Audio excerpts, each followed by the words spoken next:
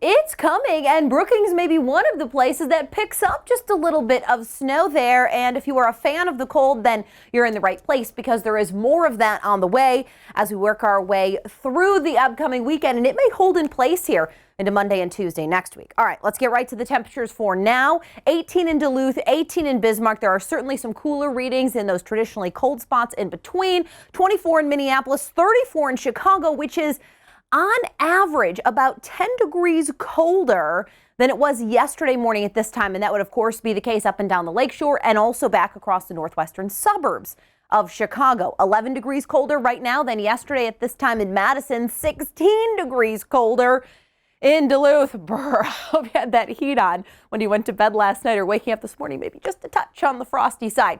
Here's our next storm system. Pretty fast moving flow here right above the surface of the earth. That jet stream really pushing its way across our nation's heartland. So this storm system, this Alberta Clipper, it's going to be here and gone in the next 24 to 36 hours. Look at the motion Tuesday night, and then by tomorrow already pushing across the lower peninsula of Michigan. So where is it now? Well, you have to look pretty closely. Doesn't look like a lot just yet. Pretty typical for this kind of storm system, but across the western Dakotas, eastern Montana, that will be energizing just a bit later this afternoon and certainly after nightfall. Look at that streak of snow across parts of South Dakota into southern Minnesota, perhaps northern Iowa, mostly locations north of Interstate 80, but certainly along Interstate 35 between Minneapolis and Des Moines. You could run into some of this snow late tonight, tomorrow morning.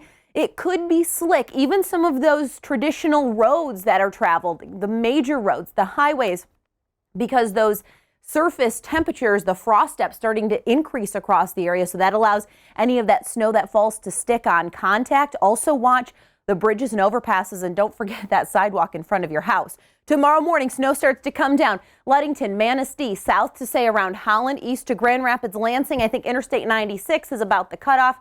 North of there, you'll start to see those snowfall amounts increase just a touch. Today's temperatures, again, in the 20s and 30s for highs for Bismarck to Sioux Falls, Minneapolis, and Green Bay.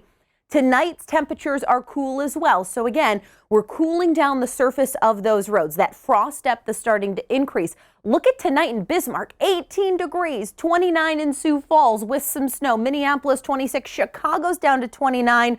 Although I think the accumulating snow with this particular storm system is going to be just north of the city. But say you're around Milwaukee or West Bend or Sheboygan or Green Bay, back to Interstate 90 and the Madison area, I think those are spots we could see 1 to 3 inches of snow. That's for the darker shade of blue. Notice that as well up and down the 131 I-75 corridors in the lower peninsula of Michigan. US 10 all the way north then into the upper peninsula is where we could see that 1 to 3 inch swath of snow by tomorrow afternoon. Then the cold air filters in behind it, right? This is the second shot of colder air for this week alone. It remains in place on Thursday. Temperatures here 10 to 15 degrees colder than they were. And look at the AccuWeather real field temperatures here for Thursday morning. Just bitter cold here. So from Rapid City to Bismarck to Fargo, we're talking about the AccuWeather real feels in the single digits above zero. And then this is the coldest air of the season over the most widespread area. Sunday morning, it's really starting to drop south toward Interstate 80. Look at those pinks and even those darkish purple colors that start to move to the southeast through Sunday night and Monday. We're talking about St. Louis, Evansville, Terre Haute, Columbus, Cincinnati. By Tuesday, some of this cold air, Nashville to Knoxville, Bowling Green to Lexington, Kentucky, and look at it surging east toward the Interstate 95 corridor. And then it has some staying power. So on Wednesday, we still wake up to some frigid temperatures across parts of the Great Lakes.